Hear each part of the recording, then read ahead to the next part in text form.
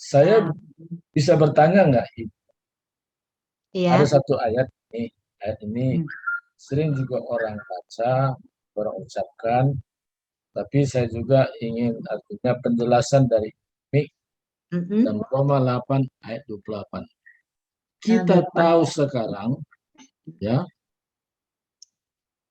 sebaca nanti ya, kita tahu sekarang ya berapa bahwa Pak? Roma Ayat 8 berapa ayat dulu? Ambil 28. Alkitab dulu Pak. Oh gitu Oh, ya. Bapak. Gak apa-apa saya Iya. baca aja. Ya, Bapak baca ya. kita tahu sekarang bahwa Allah turut bekerja dalam segala sesuatu untuk mendatangkan kebaikan bagi mereka yang mengasihi Dia, yaitu bagi mereka yang terpanggil sesuai dengan rencana Allah.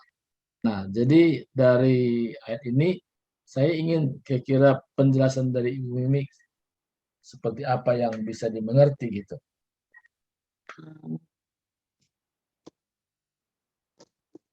Jadi ayat ini. Cok sekali lagi Pak. Kalau sekali lagi ya, saya baca Tadi saya pelan-pelan baru ya. mau nengok dari komputer.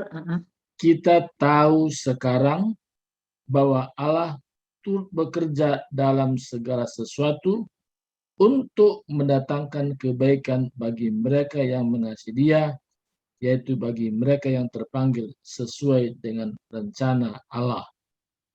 Nah, saya kira mohon Ya. sedikit pengertiannya sejauh mana yang bisa dipahami sehingga orang juga bisa mengerti kemana maksud ayat ini. Silakan Kalau, ini. kalau dari saya, kalau udah Tuhan memanggil kita untuk melayani dimanapun, kita melayani hanya mengandalkan Tuhan. Satu, dua, dalam pelayanan itu pun pasti banyak tantangan. Karena iblis kan nggak senang kalau kita dekat sama anak-anak Tuhan. Ya, dalam pelayanan itu. Tapi kita nggak boleh mundur, harus tetap maju. Kalau kita mundur berarti kita kalah, iblisnya menang. Jadi kita tetap maju di dalam setiap pelayanan-pelayanan yang Tuhan berikan kepada kita. Kita tetap maju, nggak boleh mundur. Apapun ceritanya, saya bukan melayani apa-apa, saya melayani Bapa di surga dengan pelayanan yang tulus, hati, pikiran. Jadi kita harus tetap maju, nggak boleh mundur. Nah, seperti memang sakit kadang kita, karena kita masih manusia, ya kan Pak? Aduh, aku ini pelayan Tuhan, aku anak Tuhan, ya kan Pak? Tapi di dalam kehidupan kita, kadang banyak orang yang nggak senang. Satu, ini orang kok bisa ya? Kok dia pintar ya? Kita nggak pintar, kita bodoh. Cuman kita mengandalkan Tuhan aja, biar Roh Kudus yang bekerja dalam hidup kita gitu. Kita mengaku kita bodoh aja, seperti anak kecil yang nggak tahu apa-apa. Tapi biar Roh Kudus yang bekerja dalam kehidupan kita. Jadi apa yang udah Bapak di surga, apa yang udah Tuhan Yesus pilih, memang kita itu harus menjadi seorang pelayan di dalam bidang apapun, melayani Tuhan. Yang penting kan bukan melayani siapa-siapa. Jadi apapun kata orang, kita tetap maju, bersyukur, berdoa. Semua itu nanti Tuhan pulihkan. Orang-orang yang bersalah itu langsung bisa, aku salah ya. Orang itu baik, kenapa aku harus begini sama orang itu? Nah, akhirnya orang itu sendiri menyadari itu. Kalau orang itu hidupnya benar-benar takut Tuhan, Roh Kudus bekerja dalam hidupnya, pasti orang itu datang. Minta maaf ya atas saya ngomongannya nggak enak gitu. Gue nggak enak apa, asal perilakunya kurang menyenangkan di hati kita. Ya, nah dua, kalau kita memang mengikuti Tuhan Yesus, kita memang anak Tuhan, raja di atas segala raja, ya. Karena Bapa di surga itu kan Bapa kita, penuh kasih, penuh sayang, penuh segalanya, langit dan bumi sisinya pun ciptaan Bapa di surga kan. Nah, Tuhan Yesus itu sangat mengasihi kita. Dan kita yakin dan percaya, dosaku aja udah diampuni kok di kayu salib. Tuhan Yesus rela dicambuk, ya. Nah, rela dia naik kayu salib demi menebus dosa dan kesalahan saya. Saya mau menerima Tuhan Yesus, Tuhan Yesus menerima saya apa adanya. Dan saya mau melayani Tuhan, apapun kata orang, terserah. Itu mulut orang masing-masing. Yang yang terutama saya itu menuju untuk pelayanan saya bisa maju untuk melayani Tuhan gitu. Karena saya mengasihi Tuhan gitu kan.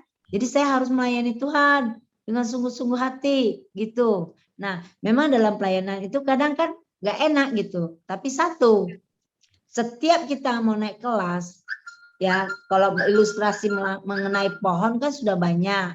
Nah, ini mengenai kayu dan ketam aja ya.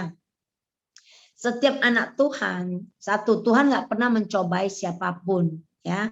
Tuhan Yesus itu kan nggak pernah mencobai siapapun ya Pak ya. Tuhan Yesus itu mengasihi kita semua. Cuma iblis mencobai itu, dia nanya Tuhan juga kan, bolehkah aku cobai ya, terserah kamu. Nah, itu keinginan kita mau membuka celah atau tidak kan gitu. Nah, Tuhan itu mengasihi kita, dia nggak pernah mencobai kita, mencobai anak-anaknya. Tuhan itu nggak pernah mencobai kita. Tuhan itu mau kita itu baik, senang, bahagia, damai sejahtera, sukacita. Nah, tapi setiap di dalam pelayanan kita itu, setiap kita mau naik kelas jenjang yang tinggi, itu pasti seperti kayu dan ketam. Nah, kayak mana seperti kayu dan ketam? Nah, seperti orang buat furniture gitu, mebel gitu kan. Nah, dulu sekarang aja ada pakai itu apa listrik mesinnya. Kalau dulu kan pakai ketam. Ketam itu Pak, diketam. Nah, setiap kayu-kayu itu diketam, sudah mulus, sudah kilat, baru digosok pakai kertas pasir, baru dipelitur, baru dibuat atau dicat atau semprot. Nah, begitu juga. Waktu diketam itu kan kayu itu kan sakit. Kalau bisa ngomong kayu itu aja ngomong, aduh jangan ketam saya sakit nih, diketam terus katanya kan. Begitu juga kehidupan kita. Kita anak Tuhan, kita jangan takut. Mau diketam kayak manapun, andalkan Tuhan. Tuhan yang tahu semua itu. Dan Tuhan tahu kekuatan kita kan terbatas sampai kemana. Tuhan akan memberi kekuatan kemenangan bagi kita. Jadi apapun masalahnya kita nggak boleh mundur dalam pelayanan kita. Kita tetap harus maju untuk melayani Tuhan. Karena, jadi kita maju melayani Tuhan. Itu tadi ketam dan kayu itu satu ilustrasinya Pak. Ya kan Pak? Diserut ya. Diserut supaya licin ya.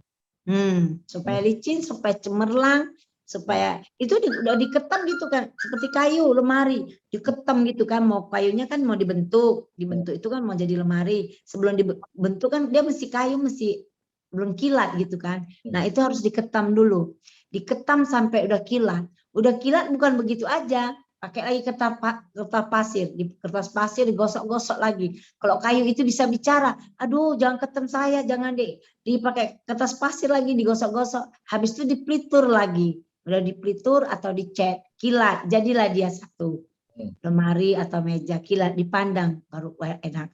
Nah begitu juga kita, itu satu ilustrasinya, kita anak Tuhan ya. Tuhan itu nggak pernah memberi percobaan sama siapapun, nggak pernah.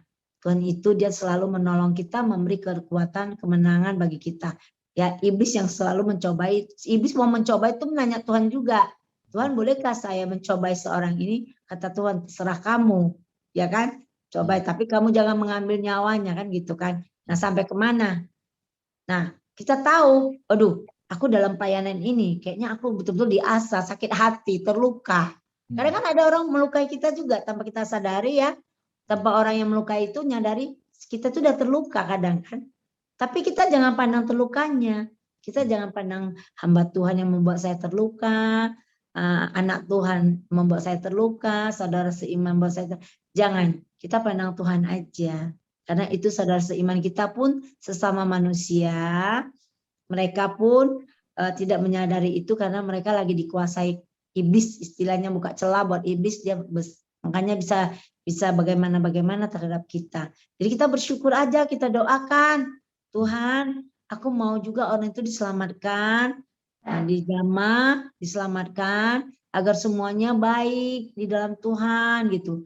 Apalagi dalam satu gereja pelayanan kadang kan itu banyak gitu, gesek sana gesek sini. Nah kita kasih nasihat juga, nggak boleh, nggak apa-apa. Kita tetap berdoa, tapi kita harus mengubah karakter masing-masing. Jangan begitu, melukai satu sama yang lain itu tidak baik dan tidak bagus, ya kan? Nah, kita banyak berdoa, memuji Tuhan. Pasti Bapa di surga melihat semuanya jadi baik, indah.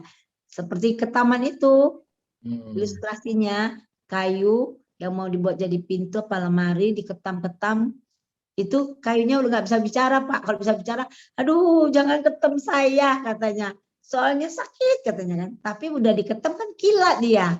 Nah, udah kilat itu diasah lagi pakai pasir kertas. Kertas kasar itu kan. Nah, itu kan sakit juga. Aduh, habis itu dipelitur lagi. Habis itu didempul lagi. Habis itu baru disemprot, cat, baru kilat. Nah, begitu juga kehidupan kita. Di dalam setiap pelayan-pelayan kita, di dalam kehidupan, dalam rumah tangga aja, kita ya, itu satu pengalaman. Kayak saya ya, di dalam rumah tangga saya itu, di dalam keluarga saya, yang Islam ada, yang Muslim, yang Kristen ada, yang Buddha, Konghucu. Tapi mereka kompak. Tapi kok sama saya itu mereka, pada saya sayang sama mereka, nggak pernah ngomongin mereka, nggak pernah gosipi orang, nggak pernah cintai orang. Saya selalu memuji, nyanyi, tepuk tangan.